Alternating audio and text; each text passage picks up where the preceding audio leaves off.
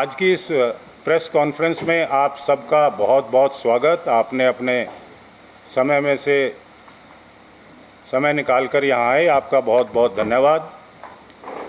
मेरे साथ यहाँ हिमाचल की कांग्रेस पार्टी की अध्यक्षा पूर्व सांसद प्रतिभा सिंह जी मौजूद हैं।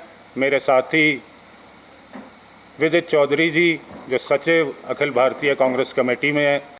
मैं हूं HIV वायरस, नाम तो सुना ही होगा। मुझे वो लोग बिल्कुल अच्छे नहीं लगते जो मुझसे दूर रहने के लिए हर बार कॉन्डोम का इस्तेमाल करते हैं। जब खून चढ़वाने की जरूरत पड़ती है तो मान्यता प्राप्त ब्लड बैंक में चले जाते हैं। कोई बात नहीं, इन लोगों को अगर मुझसे दूर रहना है तो मैं भी ऐसे लोगों से दूर रहता हूं। तो मैं हूं HIV वायरस। मेरे बारे में जानने के लिए 1097 पर कॉल करके सवाल किया गया। हिमाचल प्रदेश राज्य एड्स नियंत्रण समिति द्वारा जनहित में जारी। हिमाचल का के सह प्रभारी हैं, वो भी मौजूद हैं। हिमाचल विधानसभा के मुख्य सचेतक विधायक केवल सिंह पठानिया जी और विधायक सुरेश जी, विधायक मलेंद्र राजन जी और शिमला के महापौर सुरेंद्र चौहान जी, सभी लोग यहाँ संयुक्त रूप से आपके सामने इस प्रेस वार्ता का मुख्य उद्देश्य जो है वो कल हमारे शिमला के अंदर पीटरहॉफ के प्रांगण में एक जय हिंद सभा होने जा रही है और उसका मुख्य उद्देश्य जो ऑपरेशन सिंदूर के अंदर हमारे जांबाज सैनिकों ने भारत की वायुसेना और थल सेना के बहुत सारे जवान और अफसरों ने जो शौर्य का प्रतीक पूरे विश्व के आगे आतंकवाद के खिलाफ होकर दिखाया है, उसके सम्मान में कांग्रेस पार्टी पूरे देश के अंदर ये जय हिंद सभा आयोजित कर रही है। और हम इस जय हिंद सभा के माध्यम से हमारे सैन्य बलों के जो पराक्रम है उसका, उनके साहस को और आगे बढ़ाने को, मनोबल उनका और ऊंचा करने के लिए कांग्रेस पार्टी कटिबद्ध है। और शिमला के अंदर ये ख़ास तौर पर इसलिए भी ज़रूरी है कि यहाँ पर 1971 में जो शिमला एग्रीमेंट हुआ था और किस तरीके से यहाँ सरेंडर कराया गया था, जिस तरीके से इंदिरा गांधी जी तत्कालीन प्रधानमंत्री ने पाकिस्तान की सेना को घुटनों पर लाकर यहाँ सरेंडर हुआ और पाकिस्तान ने माफ़ी मांगी, इसलिए शिमला के अंदर ये जय हिंद सभा और भी महत्वपूर्ण है।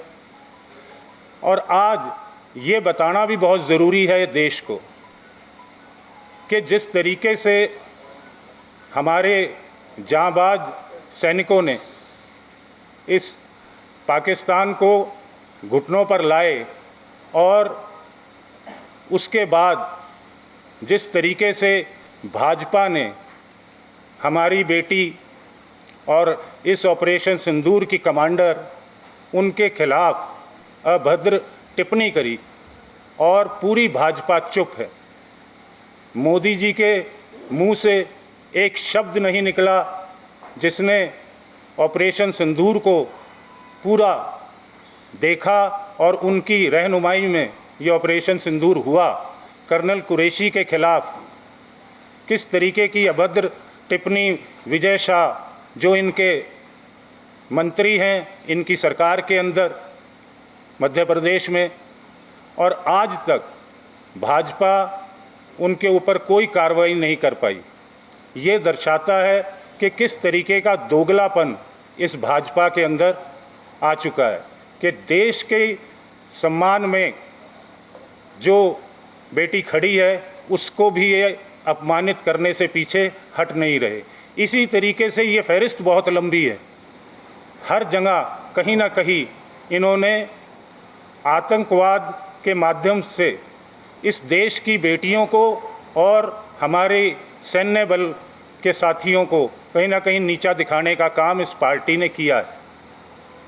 आज देश जानना चाहता है कि जो सीज़ फायर हुआ वो किन बिंदुओं पे हुआ और इसमें अमेरिका के राष्ट्रपति डोनाल्ड ट्रंप की क्या भूमिका है।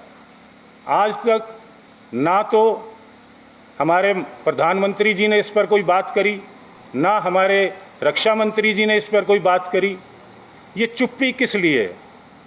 देश को क्या ये हक नहीं कि किन बिंदुओं पर सीज़ फायर हुआ है? ये सब चीज़ें जो आज हो रही हैं, ये देश के लिए, आने वाली पीढ़ी के लिए कोई अच्छी बात नहीं है। और कांग्रेस पार्टी आज जिस तरीके से विपक्ष में है और इस ऑपरेशन सिंदूर में आप सब ने देखा होगा कि किस तरीके से ऑपरेशन सिंदूर के लिए कांग्रेस पार्टी ने पूरा विपक्ष को साथ लेकर उनका साथ दिया और पूरे देश के अंदर सैन्य व जितने हमारी पूरी जनता को ये सचेत किया कि विपक्ष हमेशा देश की सुरक्षा के साथ है। आज तक एक बात और मैं कहूँगा, आज तक पहलगाम के जो वहाँ शहीद हुए लोग, उनकी इंक्वायरी का आज तक कोई अता पता नहीं है।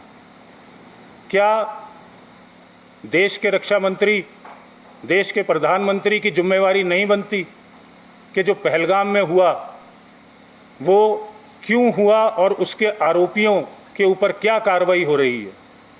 सिवाय इस देश के आगे, इस देश की जनता के आगे झूठ परोसने के अलावा और कोई काम ये भाजपा की सरकार और हमारे प्रधानमंत्री जी बिल्कुल विफल।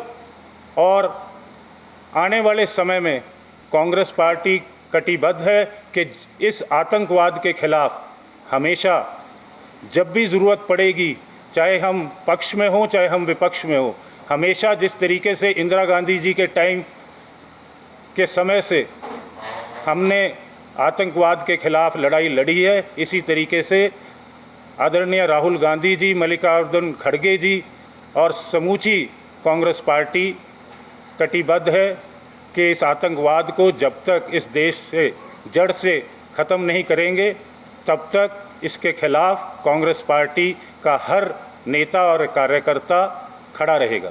सबसे हम शुरू से जब से ये सीज़ फायर हुआ है और भाजपा ने ऑपरेशन सिंदूर को एक चुनावी मुद्दा बनाकर और वोट बटोरने का काम करना शुरू कर दिया और इसके खिलाफ कांग्रेस पार्टी शुरू से है और हम यही बात बार बार कर रहे हैं कि इसको देश की जो हमारी शान है और जो हमारी आन है, जो हमारी आर्मी है, उसको अगर राजनीतिक तौर पर इस्तेमाल किया जाए तो इससे ज़्यादा दुर्भाग्यपूर्ण और शर्मनाक किसी भी देश के लिए नहीं हो सकता।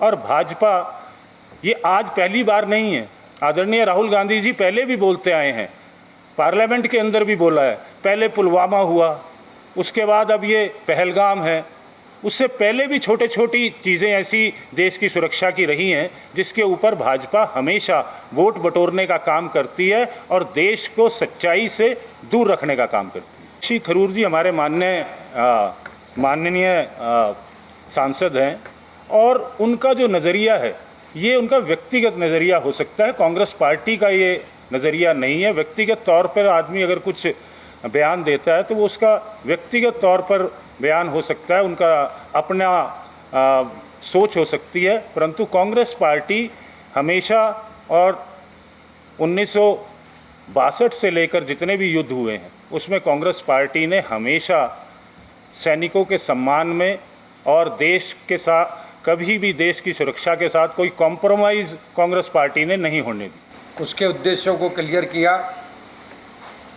मैं जागरूक प्रेस के माध्यम से एक बात कहना चाहता हूँ कि भारतीय जनता पार्टी जो पीछे की 1 महीना पुलवामा और पहलगांव की जो घटना घटी है पहलगांव की जैसे ही पुलवामा के आज तक घटना का कुछ अता पता और क्लियर रिपोर्ट देश के सामने नहीं रखी थी, ठीक इसी तरीके से ही पहलगांव के जो आतंकवादी थे, जो हमारे पर्यटकों पर उन्होंने दुस्साहस किया और उनको मार के गए, अभी तक भारत सरकार की तरफ से कोई ठोस उनके बारे में कोई जानकारी नहीं दी गई।